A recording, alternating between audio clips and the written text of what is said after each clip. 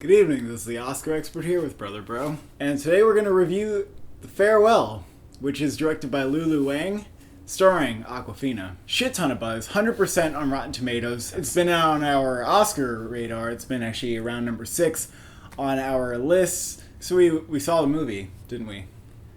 That's correct, Cole, we did see the movie. This movie's about a young Chinese woman who immigrated to the United States with her two parents, and with their family back home in China, their grandmother is dying, and everybody refuses to tell her about it because that's just how people do it in China. They fake a whole wedding just so that they can get the family back together for one last time. I actually read that the director, when trying to get this movie made, would pitch it to Chinese studios and they would be like, why would you make a movie about this? Like, this just happens. So it's pretty interesting to bring that to an American audience. And also, this movie is from the perspective of Awkwafina, whose character is raised in America. So this whole situation is strange to her as it might be to you or I living in America. The director is really bringing in a new perspective. And I know it's cliche to say, but this is certainly her sharing this family dynamic that most people going to see this movie are not going to be familiar with. You don't understand like the customs of the family, then you're going to find like the way they interact to be like really funny.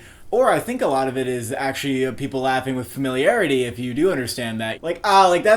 That must be very relatable, like, if you know what that's like. You know, Chinese moms, like, even though you don't have a Chinese mom, like, you understand that when you're watching the movie, because it just feels like it's coming from the heart of the filmmaker. The grandmother in this movie, the dying grandmother, is just fantastic.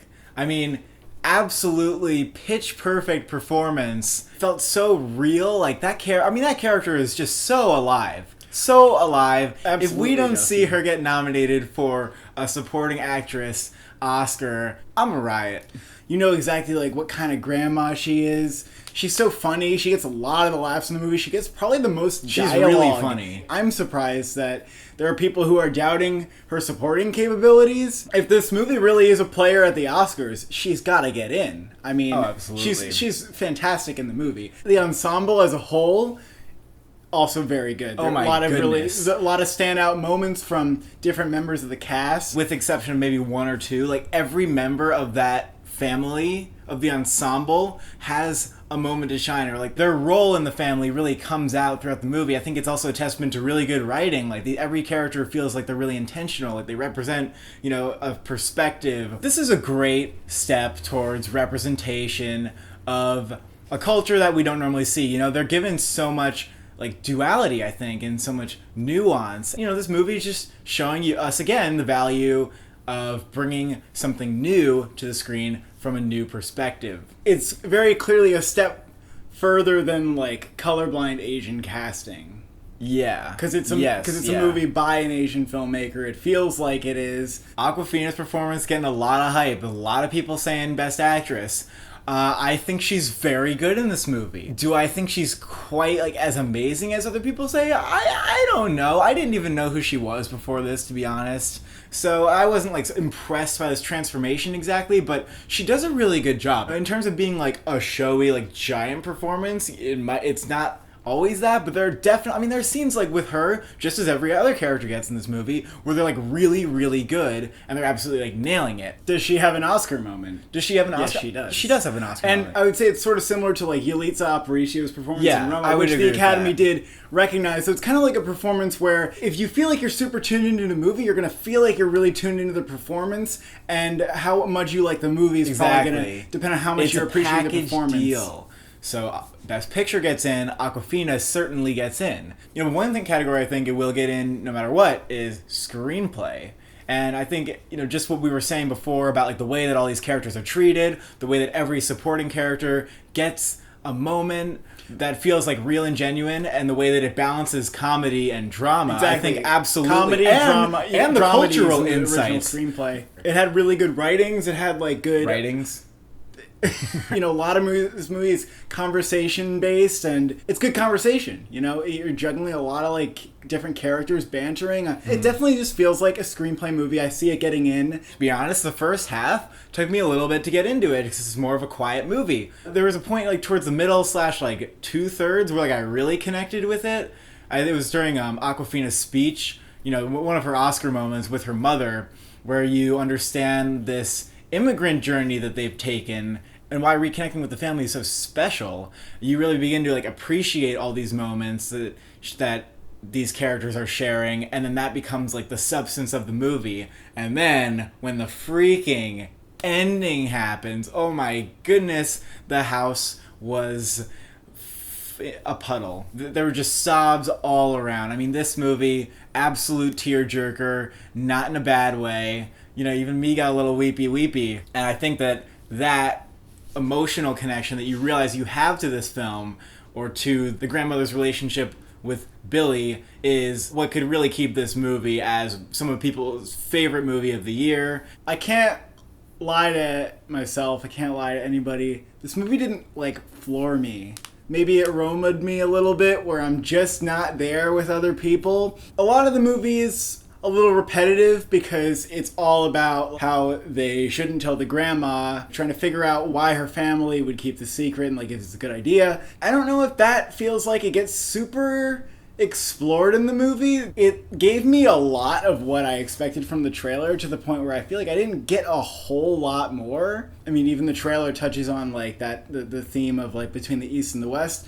I'm not going to say that the movie has no substance or anything like that. I think that there are some interesting moments in the movie that maybe if I watched them again, they would reveal a little bit more. Awkwafina's character, for me, I didn't connect super strongly because it didn't feel like it built on the character that much. I might have liked if the movie kind of lasered in on the character, or maybe the relationship with her and Nene a little bit more. You see characters dealing with this situation at hand, should we tell grandma and all that, but I don't know if there's a lot that you learn about the characters, who they are outside of this one situation. So for me, it didn't feel like I knew this character. I could just be, reaching for straws and trying to, figure out ways to justify why I didn't come away loving a movie. Reaching for straws. Wait, isn't that a phrase?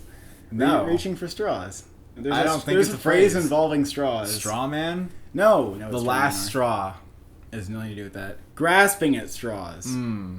It's a thing. The movie is initially this conflict of, should we tell Nai? But you get over it, actually. And the movie is not about that after a certain point, so you kind of have to let that go. It's a little weird of a transition, but I think it becomes more about, all of a sudden, I'm connecting with, this universal immigrant experience of, leaving your home and then reconnecting with it, and then what that feels like and how this character is going through that. The movie doesn't answer all of those things. It kind of almost leaves, a little bit of a mystery. It doesn't tell you what Billy learns, but if you've connected with the journey, I think it's really easy to actually see how she's come away from it. At the same time, where I appreciate that the movie's not giving any easy answers, and I wouldn't want it to be well, this is the movie's statement on how this culture is and this culture, and it just felt like that conflict which was taking place so much of the movie. I mean, it got paid a lot of attention to, but I don't know if it got explored as much as it could have. If you watch the trailer, you know what kind of ending this is probably gonna have. And there are other movies like this, Me and Earl the Dying Girl, 50-50, Paddleton, movies about people who are dying, where you're well, obviously this movie's gonna make me really sad at the end of it, or maybe cry. What those movies have to do to achieve that, at least to me, is they have to make me connect with the scenario in a new way. So it's not just I'm crying at what is obvious in the trailer. Yeah, and I think it did that. For you, maybe it did that. For me, it didn't. I actually do that. Definitely think it did I that. can see it doing that for people, but it just didn't do that for me. For me, the movie, I would give a 10. I think it's one of the best of the year. All right. Just the emotional payoff in the end, I have to give it a 10. I'm going to give this movie a 7. Just, coming out of the theater, I was feeling a 7. Who's your grandma and why?